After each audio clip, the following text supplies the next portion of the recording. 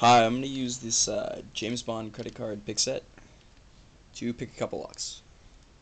So, here's a set. It's pretty thin. Has a half diamond, S-rake, city rake, and a hook. Also, a tension wrench, not that great. It has different sizes. I dropped it. So, here. So here's this small ace lock. Pretty easy to pick. See if I can rake it right now.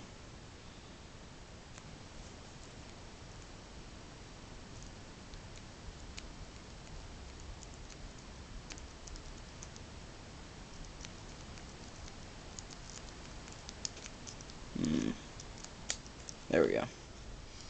So that's ace, small, grabby lock. Here's a master lock number 3. Not that hard either. I'm gonna use the hook.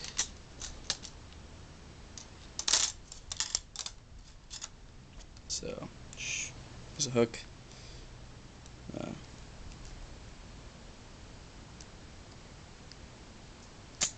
That was easy. There, it's master number 3. Hope you liked the video.